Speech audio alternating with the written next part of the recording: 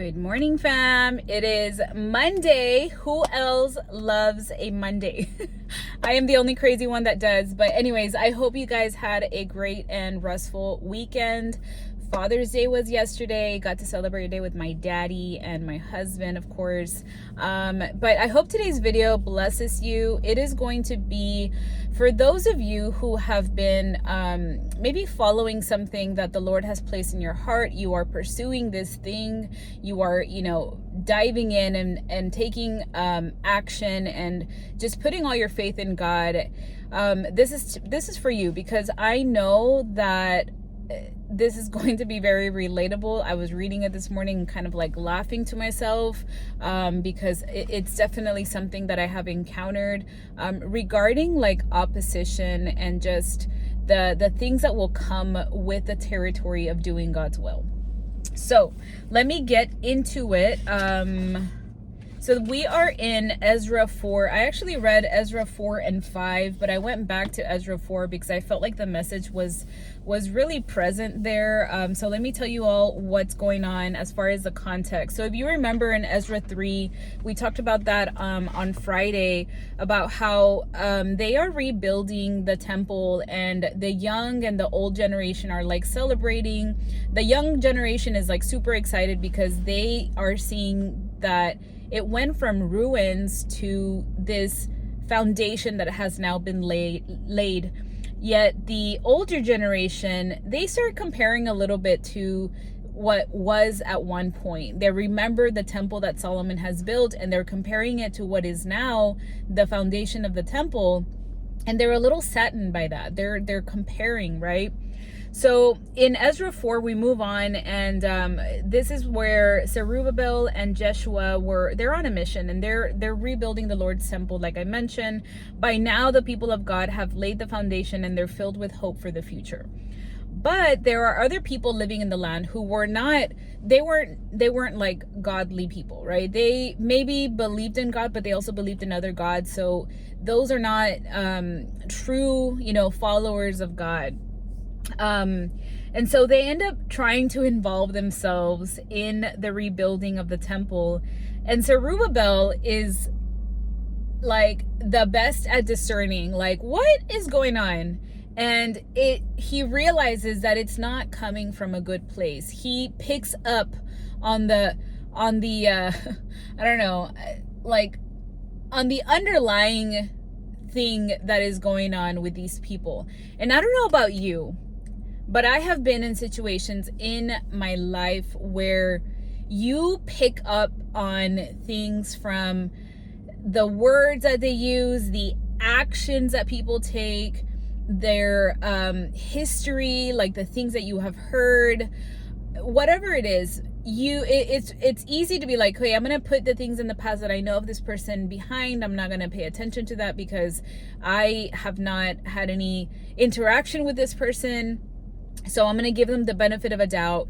And then you give them the benefit of a doubt, and then they start showing these little signs of maybe they're not in this, maybe they're not here for the right reasons. This could be things that they say or things that they do, right? So the first lesson that we hear, or that I kind of picked up, because it says, it says, Zerubbabel discerns that it doesn't come from a good place and tells them, quote, "You may have no part in this work." Like, this guy is like, I don't care what you think you're gonna come and do here, but you're not welcome. Peace out. Bye. Right?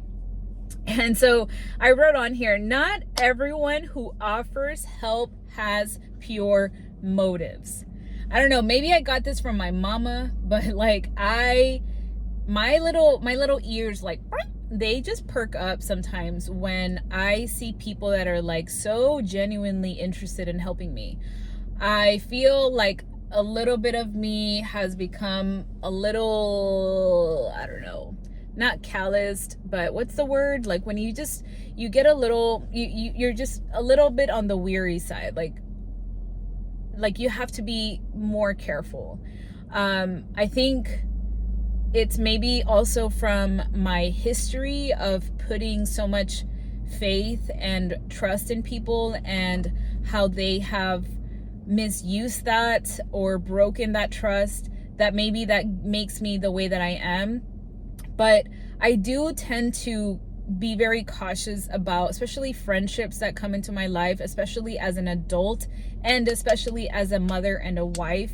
I have to be more careful about who I let into my life, because it does not just affect me, it affects my family. And the number one thing, it affects my peace. And I have learned to discern that if there is something that is not giving me peace about the person, about the situation, I have to question that. So we need to practice discernment. It is something that I ask the Lord to give me, especially when I'm already feeling some I don't know, some things, right? Where there's a situation that I'm like, why am I feeling this way?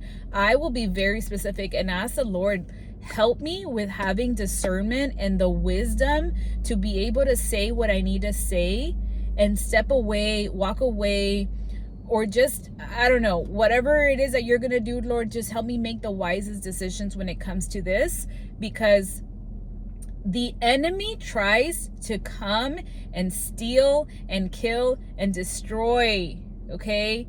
We fight a war, not, what is the verse? Not against flesh and blood, right? This isn't about people. It's about the fact that the enemy will use whoever, whatever, to fight against the things of God, okay? Not everybody that comes our way is meant to help us move forward. And now let me be clear, because I think that this is also something that I remember reading at some point regarding that God will put people in your life sometimes for a particular season, okay? And you will, at times, have to let go of certain people because they no longer are meant to follow you into the next season. That was something that I learned early on, and it was very painful to go through. But it is something that was necessary, because when you are called higher, when God is calling you higher and closer to Him, there are things that just don't belong. There are things that are holding us back. There are people, situations that were meant to be, or that were put in our lives for us to learn something from. It helped to grow us, whatever the case is. But there are people that at some point may have brought you something of value into your life. And I'm not saying about like a give and take kind of thing. No, like just sometimes people are meant to grow you in certain things, because the Lord strategically does that. But then when you're moving into another season, He may remove those people from your life, okay? So then the enemies respond, and they try to discourage and intimidate the people of Judah, and even bribed the officials to undermine their progress. Like, have you all been there or what? But I see this, and it's almost like, how does the Lord know all this?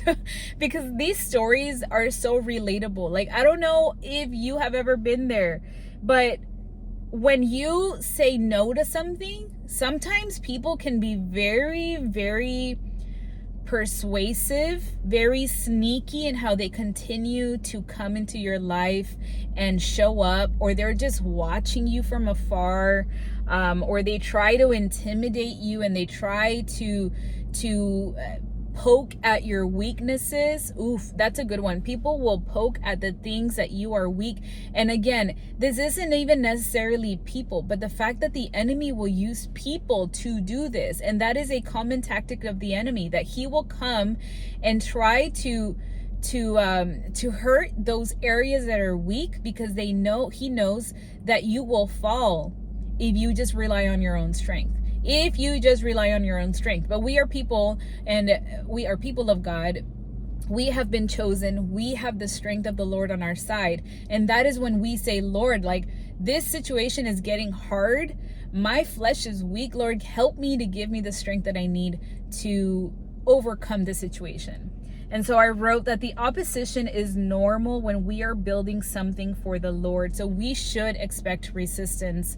There are many times in the Bible that it talks about how the Lord never said that or how Jesus never said that our walk with him, following him, would be easy. He knew that we would be facing opposition, but yet we should be able to stand firm on our foundation. Not everyone who wants a piece of your mission is for you. It's okay to say no and protect what God has called you to do. This may also mean family. I have watched and heard a lot of things, whether they be sermons or podcasts or just situations where people were, they built something great for the Lord. And a common thing that I hear is how a lot of the people that were in opposition of what they were doing were actually family. And some of these people, maybe they do come from broken homes where people are just trying to hold them back because they don't want to see anybody else excel in situations that they couldn't excel in. And so they try to hold you back, right? And sometimes it's a little bit more like quiet, the way that family can oppose you, where they just maybe like don't believe in you or they think you're crazy. So that can happen, but just keep in mind, right, that not everybody, that it's okay to say no. And then I wrote on here that opposition is not a sign that we're on the wrong path. I think it's really easy to say, Lord, like, if you called me here, why am I struggling? Why are things so difficult? Maybe this isn't something that you called me to do, so maybe I should just walk away from that. And that is not the truth. You will face opposition. Be expectant of that. And instead of allowing it to dissuade you and make you feel down and bring you to a halt, you need to rely on the strength of the Lord to say, you know what? I knew that this was coming. Like literally, if we read the Bible, we could say, I knew this was coming. I'm literally telling you right now, this is going to happen. This isn't me. This is the Bible that tells us this. So if you already go into the mindset of opposition will come, but I am prepared because I am a child of God, then you will be fine. And then later, under a new king, the enemies write a letter filled with false accusations against the Jews, arguing that if they rebuild it, that it would become a center of rebellion against the king. And unfortunately, the king falls for this story and orders the building to stop. So this part I found interesting, and thankfully in Ezra 5, we see how God still uses this situation in a positive way. Like he brings somebody to the Lord. The Lord brings somebody to the king to kind of get him out of this slump, right? But in Ezra 4, we see how it ends, where basically they stop building the temple. And so I wrote that we have to be careful with the messages that we allow to come in. We have to be vigilant about the messages or the advice that we listen to. So going back to that opposition and those people that are here, that are going to come, we need to be very careful and practice discernment about listening to their advice and giving in to that advice. Or to allow the enemy to change how we think about things. When something goes wrong, when something gets difficult, we can't just be like, okay, well, I guess it's hard. You should stop, Flor, because it's getting hard. We need to remember that we are here on a mission. We are here living obedience. Like we have to take action for the Lord. He is waiting for our obedience, and not just the Lord. Other people are waiting for our obedience because our obedience is tied to their life. So we just need to be prepared and not scared, but just prepared that whenever we're having a moment where something is hard, number one, bring it to the Lord first. And number two, if you go in and get counsel from someone or advice from someone, be careful who you're getting that from. You should be able to discern who are the godly, wise people that you can go to when there is a situation in your life. This isn't the neighbor who you barely talk to, that you go in and tell them because you've had a long day and you vent to them and they give you some advice. That's not who you listen to, okay? And then I wrote, don't interpret a delay as God's no. Sometimes it's just a pause. I literally had the situation happen to me in November of last year. I was going to try to open up my own practice on my own. I had felt that everything was going the right way. All of these doors were opening. And then I got no's. That in a moment I felt sad. I felt like frustrated because I was like, okay, Lord, you called me here and now this is happening. But then I quickly realized, you know what, God, maybe this is just not right now. So the last thing that I'm going to say is that when we pursue God's plan for us, it will be a battle. But just because it's hard or delayed doesn't mean that God has abandoned us.